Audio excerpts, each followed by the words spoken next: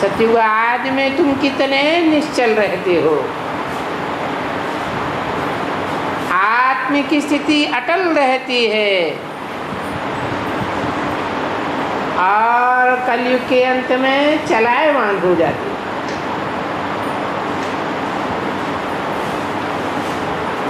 ऐसे नहीं है कि सत्यनारायण की कहानी कोई सिर्फ एक के लिए है, नहीं। यहाँ तो हम जानते हैं ये जो माला वाले दाने हैं इन सब की ज्योति बहुत ही उजियानी हुई है, क्योंकि पुरुषार्थ भी ये माला वाले ही करते हैं, तो वारिस भी माला वाले बनते हैं।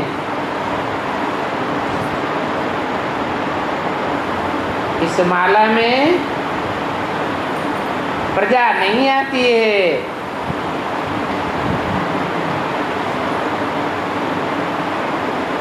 क्योंकि प्रजा तो पुरुषार्थ ही नहीं करती है।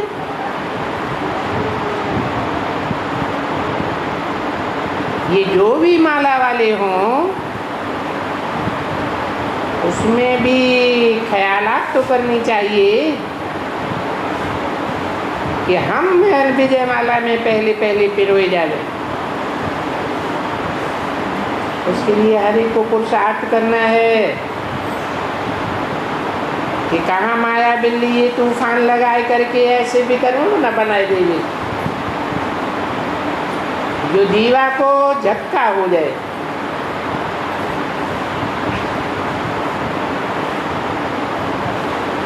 अभी इसमें योग का भी बल चाहिए, तो ज्ञान का भी बल चाहिए। ज्ञान और योग दोनों चाहिए, ताकि ये दीवा जागता रहे। कैसे जागता रहे? याद से। याद के साथ ज्ञान भी तो जरूर है, क्योंकि बच्चों को योग और वर्षा अपना भी है, योग और ज्ञान से है वर्षा। तो हर एक को अपने अपने दीवे की संभाल करनी है। अभी देखो कितनी संभाल करनी होती है। जानते हो माया कितना हैरान करती है, और बरोबर पुरुषार्थ भी अंत तक चलना है। पुरुषार्थ तो चलना ही है, ऐसे नहीं है कि रेस के घोड़े कोई चलते चलते डेस्टिनेशन को पहुंच जाते हैं। डेस्टिनेशन को यानी उसे लक्ष्य को पहुंचना तो है ही, तो इसकी कितनी संभाल करनी चाहिए। कहाँ कमती ना हो जावे चाल, ये दीवा बुझ न जावे। इसके लिए इसमें योग और ज्ञान का घृत दोनों ही डालना पड़ता है। अभी बच्चे जानते हैं कि बरोबर जो बहुत छोटा दीवा जिसमें बिल्कुल थोड़ी चिंगारियां रह जाती हैं, वो तो जल्दी ही बुझ जाता है, क्योंकि उनमें ताकत नहीं रहती है योग और बल की। तो फिर दौड़ ही नहीं दौड़ सकते हैं। जिसमें योग का और ज्ञान का बल नहीं है वो फिर दौड़ करके पहुंच नहीं सकते, पिछाड़ी में रह जाते। तो पुरुषार्थ तो हर एक को करना चाहिए, अपने को ऐसे नहीं समझना चाहिए। स्कूल में सब्जेक्ट्स तो होती है, तो देखते हैं कि कोई पहले पहले पढ़ाई में तीखे नहीं जाते हैं, तो जोर लगाते हैं, मैथमेटिक्स में जोर लगाते हैं, तो उनको मैथमेटिक्स की भी 100 मार्क्स मिल जाते हैं। ऐसे ही यहाँ भी जोड़ देना चाहिए। अच्छा वो नहीं तो भला इसमें सब्जेक्ट्स में तो बहुत है, सर्विस की सब्जेक्ट है, ये स्कूल सर्विस की भी तो अच्छी सब्जेक्ट है। जो बाबा ने समझाया, जो स्कूल सर्विस करते हैं बहुतों को सुख देते हैं, उनका दुआओं का खाता बहुत जमा हो जाता है। समझो कि ये रतन बच्ची है,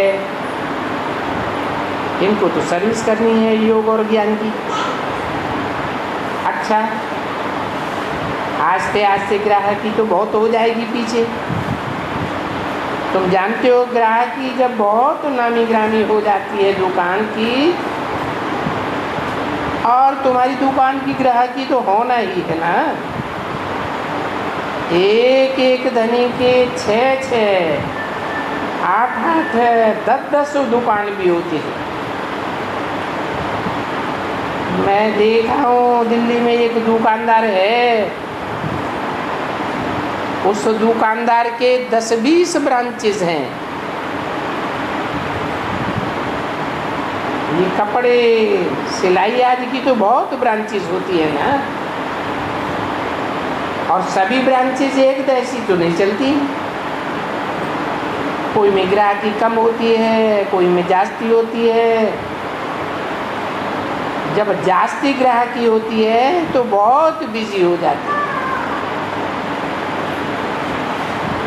तो उनको भी फुर्सत नहीं होती है। तुम्हारा भी एक दिन वो भी आने वाला है कि तुमको रात को भी फुर्सत नहीं मिलेगी, क्योंकि जब लोगों को मालूम पड़ेगा कि बाबा आया हुआ है और वो भगवान बाबा टूट खजाना देते हैं, अर्थात ज्ञान का सागर आया हुआ है, तो तुम रात दिन सर्विस में बिजी हो जाओगे। बाबा ने बहुत दफा समझाया है, ये ज्ञान सागर आकर के रतन देते हैं, झोली भरते हैं, और ये तो है अविनाशी ज्ञान रतन, जिनसे इतना तो तुमको पद मिलता है। जब तुम नामी ग्रामी हो जाएंगे, सबको मालूम हो जाएगा, तो दुकानों पर कितनी ग्राहकों की भीड़ होगी। अभी भी तुम समझते तो हो कुछ न कुछ अच्छी तरह से। अरे बात मत पूछो, क्योंकि बहुत आने लग पड़ेंगे, आएंगे, समझा ना। जब कोई दुकान नामी ग्रामी हो जाती है तो एक दो को बताते ही रहते हैं, बताते हैं यहाँ वस्तु बहुत अच्छी मिलती है, यहाँ बहुत अच्छा शुद्ध मक्खन मिलता है, और बहुत किफ़ायती भी है, सस्ता भी है, बहुत फर्स्ट क्लास है। तो ये जानते हो कि बरोबर यहाँ जो राज्यों की शिक्षा मिलती है वो तो गारंटेड शिक्षा है,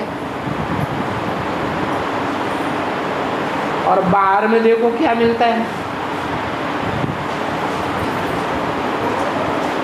17-5-63 की वाणी का दूसरा पीढ़ी। ज्ञान रत्नों के पीछे झोली में पत्थर डाल देते हैं, आगे चल करके जब मालूम हो जाएगा बहुतों को, तो फिर तुमसे कुछ भी नहीं पूछेंगे। अभी क्या करते हैं? अभी तो पूछ की बहुत पूछ लगाते हैं।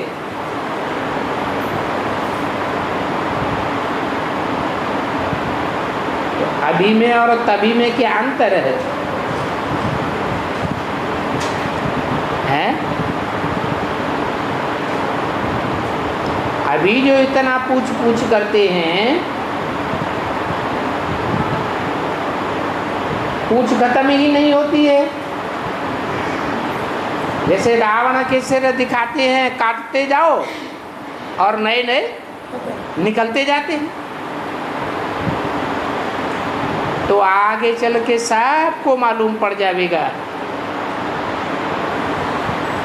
फिर वो तुमसे कुछ भी नहीं पूछेंगे। फिर उस समय ये बेचारियां ज्ञान और योग की सर्विस करेंगी, ये भी करेंगी, फिर दूसरे भी तो चाहिए ना।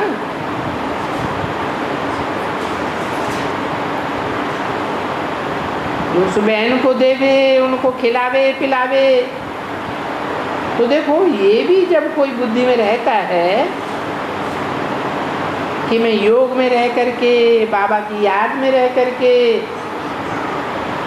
सेवा करूंगी, तो बहुत कहते हैं कि मेरी वाणी नहीं खुलती, मैं भाषण नहीं कर सकता हूँ। अच्छा, तो फिर क्या करना चाहिए? दूसरी क्या सब्जेक्ट है जो मेरा भाग्य बन जावे? खाना पकाना है, फलाना खाना पकाता है ना, बहुत सर्विस पड़ी हुई है।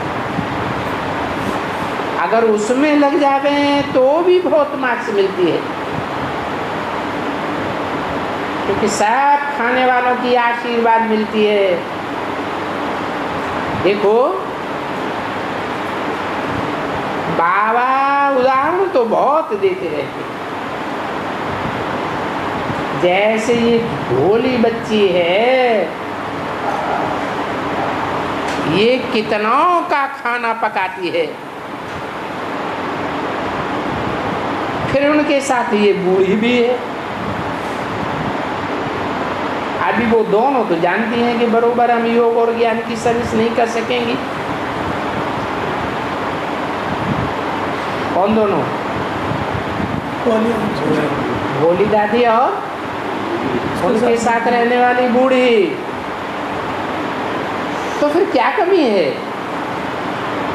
वो 100 मार्क्स कैसे लेंगे? तो फिर ये स्थूल सर्विस है। उनकी भी बहुत सर्विस है, क्योंकि सबकी आशीर्वाद मिलती है। इनकी भी आशीर्वाद मिलती है। किनकी है? अरे ब्रह्मा का क्या गाया हुआ है? ब्रह्मा का भोजन गाया हुआ है ना, तो इनकी भी आशीर्वाद मिलती है। ये भी कहेंगे थैंक यू भोली, तुम हमको रोटी पका करके खिलाती हो, मुझको तो इतनी फुर्सत नहीं है जो सबको रोटी पका करके खिलाऊं। ऑटोमेटिकली ऐसे ही हो जाता है। तो उनको भी तो मार्क्स मिल जाने की है ना, क्योंकि यकी में जो भी सर्विस करेंगे तो कोई न कोई को सुख जरूर मिलना है। ये बहुत सस्ती खान है, इस खान को कोई जानते नहीं है। ये हीरो जवाहरातों की, अविनाशी रत्नों की खान है। मनुष्य तो इन रत्नों को जब न जान करके 8 रत्नों की अंगूठियां बनाते हैं, मालाएं डालते हैं, पूजते रहते हैं। उनको ये मालूम नहीं है ये माला किस चीज की बनी हुई है। तुम बच्चे जान चुके हो कि हमें ऐसे ये माला के दाने बनते हैं।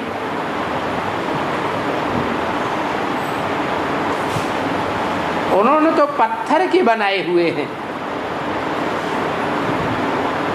पत्थर तो जड़ होते हैं, तुम तो चैतन्य जाने हो ना। तुम जानते हो कि हम ही यहाँ पुजारी बनते हैं, हम ये बैठ करके ऐसे ऐसे करते हैं और पता ही नहीं पड़ता है हम ये क्या करते हैं। तो देखो ये नॉलेज कितनी वंडरफुल है। बाबा बोलते हैं इस बात को क्या दुनिया में कोई नहीं जान सकते हैं? कोई एक को भी मालूम नहीं है क्या? जिसको ये माला का दाना अगर मालूम होता तो इनको भी तो मालूम पड़ जाता ना। गुरु तो बहुत किए हैं, कोई तो गुरु निकलता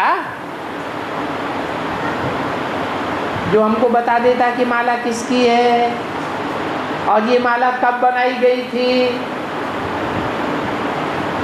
जैसे कि बरोबर स्वर्ग के वही लकी स्टार्स हो, तुम स्वयं मालिक बने बैठे हो। तुम बच्चों की ये निश्चय है कि बरोबर हम वही स्वर्ग के मालिक थे।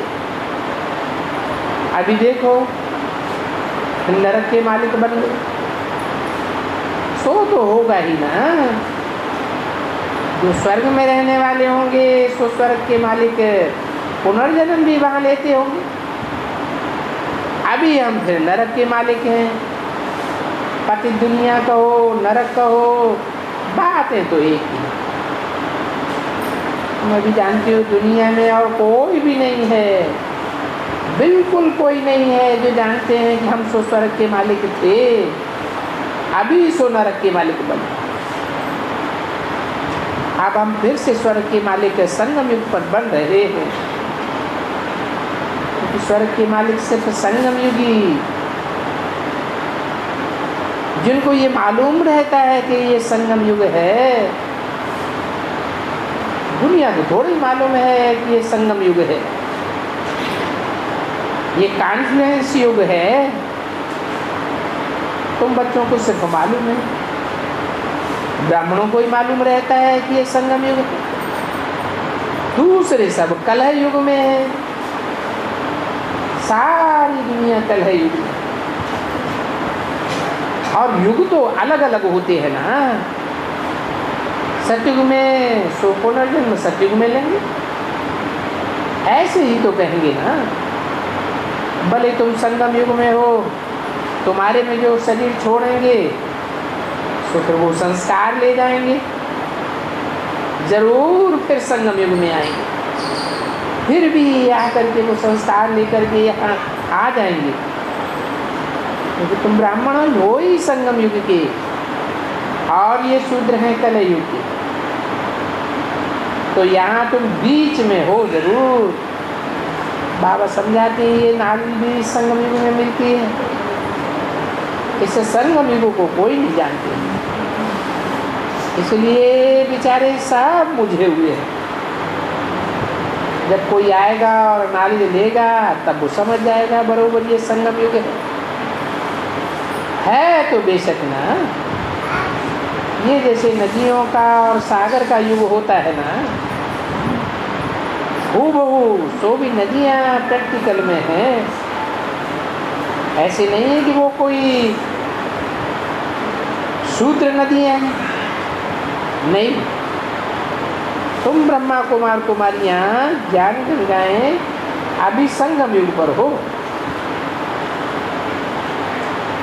शूद्र कोई भी संगम युग पर नहीं है। अभी तुम बच्चों को तो अच्छी तरह से पुरुषार्थ करना ही है, और ये पुरुषार्थ की रेस करनी है।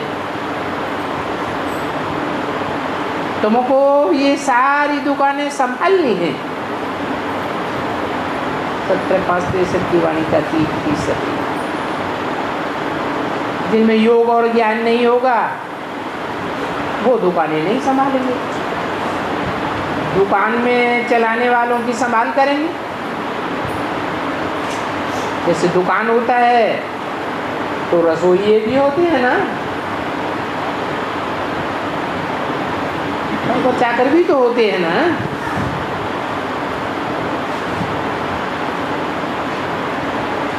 संभाल तो करते हैं ना, उनको भी तनख्वाह मिलती है, मुफ्त में तो नहीं करते हैं। बाबा उनको भी तो देने वाला है ना, वो भी तो ब्राह्मण है ना। और ब्राह्मण सब एक रस तो नहीं होते हैं। कोई भी यज्ञ रचा जाता है तो बहुत किस्म किस्म के ब्राह्मण अथवा पंडित आ जाएंगे, फिर वो भी वैरायटी होंगी, और किसको दक्षिणा बहुत मिलेगी, किनको थोड़ी मिलेगी। तुम लोगों ने तो रुद्र ज्ञान यज्ञ या ये जो यज्ञ रचे जाते हैं तो उन यज्ञों को कभी देखा ही नहीं।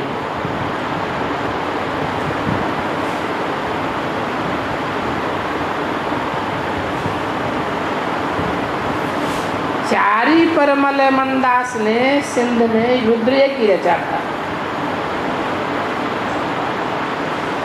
जिसकी बड़ी धर्मशाला है।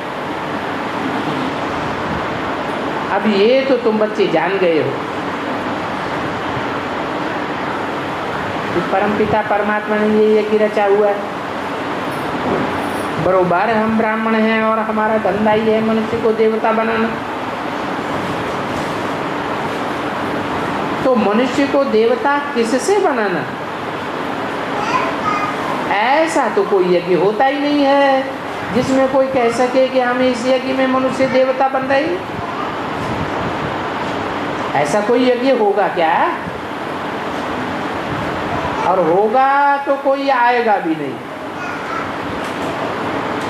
अभी सो यज्ञ भी कहा जाता है, रुद्र ज्ञान यज्ञ भी कहा जाता है, और पाठशाला भी कहा जाता है कि बरोबर यहाँ ज्ञान और योग हर एक बच्चा इतना ऊंचा देवी देवता पद पा सकता है। तो बच्चे बहुत पुरुषार्थी हैं, और बाबा भी राय देते हैं कि बच्चे तुम परम धाम से जैसे आए हुए हो बाबा के साथ, क्योंकि उनके ही बच्चे हो ना। अभी तुमको ये निश्चय हुआ है कि हम परम धाम निवासी हैं,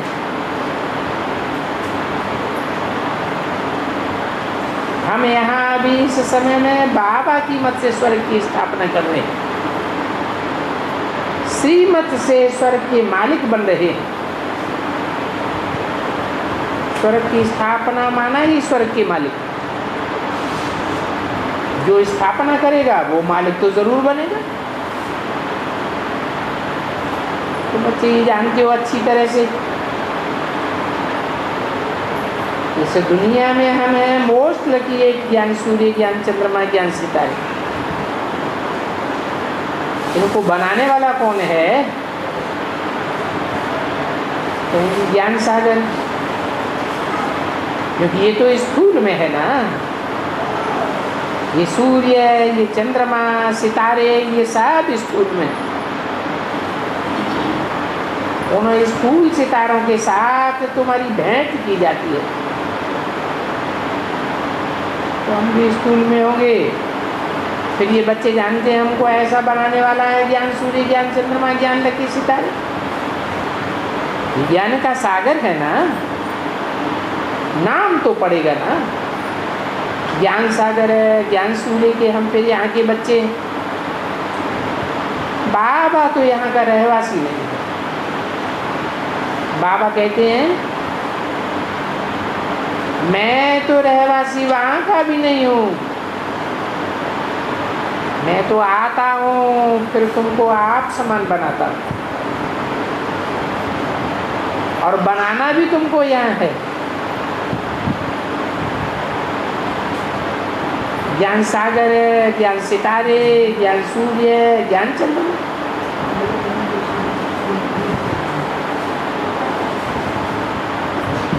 अभी तुम यहाँ बैठे हो,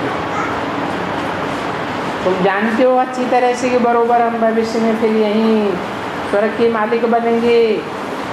ये सारा मदारा भाई हमारे पुरुषार्थ के ऊपर है, और बरोबर हम वॉरियर्स भी हैं। कौन से वारियर्स? माया पर जीत पाने वाले वारियर्स। ऐसे कोई है नहीं जो कह सके, क्योंकि अक्षर ही बदल गए। माया उसको कहा जाता है, वो कह देते हैं मन जीते जगत जीत। तो मन को अमन करने के लिए या मन को वश करने के लिए देखो कितना योग आदि करते हैं। तुम्हारे से थोड़ा ही कोई प्राणायाम सीखा जा सकता है, तो बड़ा डिफिकल्ट है और अनेक प्रकार का है। तुम उसे नहीं समझना। यहाँ से रस्सी डालते हैं और नीचे से निकालते हैं। ये साफ करेंगे, वो फलाना करेंगे। अथाह है इनकी किस्म किस्म की हठ योग। बाबा कहते हैं बच्चों, मैं तो तुमको कोई तकलीफ नहीं देता, सिर्फ इतना ही कह देता हूँ कि बच्चे मेरे पास आना है। ऐसे कोई मनुष्य नहीं कहेंगे कि मेरे पास आना है। कहाँ मेरे पास? अरे मुझे अपने परम पिता परमात्मा के पास, मैं तुम बच्चों को लेने आया हूँ। अभी तो ऐसे कोई कह ही नहीं सकता। भले अपन को कोई ईश्वर भी कहे, परंतु अपन को ऐसे गाइड नहीं कह सकते हैं। ये बाबा तो कहते हैं मैं मुख्य पंडा हूँ। इस पंडे को कालों का काल भी कहा जाता है। मैं कालों का काल हूँ। जैसे सत्यवान और सावित्री की कथा थी। सत्यवान को एक काल ले जा रहा था, तो सावित्री उनको बोलो नहीं, इनको नहीं ले जाओ। अभी तुम तो खुश होती हो। अगर मैं तुम्हारी आत्माओं को अपने साथ ले जाऊंगा तो रंज तो नहीं होंगी ना।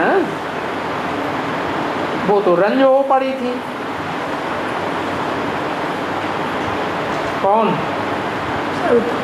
है? कौन रंज हो पड़ी थी? अरे किसकी बात हो रही थी? सावित्री तो रंज हो पड़ी थी। कौन थी वो सावित्री? उसका जिस्मानी लव था ना, तो रंज हो पड़ी थी। तुम तो खुश होती हो ना। तुम रंज होती हो या खुश होती हो? है? अरे बाबा ने तो तुम्हारा नाम ही रंजना बदल करके क्या रख दिया? वेदों का अंत करने वाली वेदांती रख दिया। अभी तुम्हारा तो रूहानी लव है। इस रूहानी लव में सारे वेद शास्त्र खलास हो जाते हैं। तुम जानते हो कि हमारे बाबा आए हुए हैं।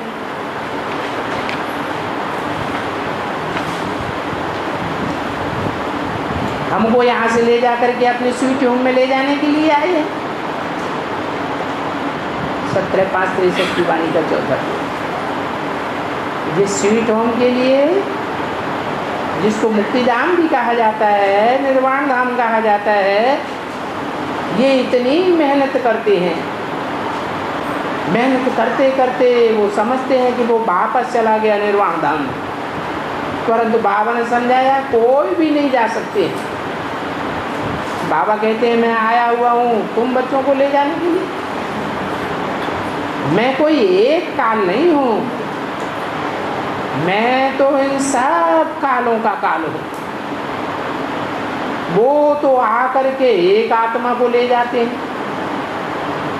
मैं तो देखो कितना बड़ा गाइड हूँ, सबको वापस ले जाता हूँ। और निशानियाँ सब कुछ बताते हैं। कहते हैं 5000 वर्ष पहले मैं गाइड बन करके आया था, फिर सबको ले जाते थे। इसलिए मैं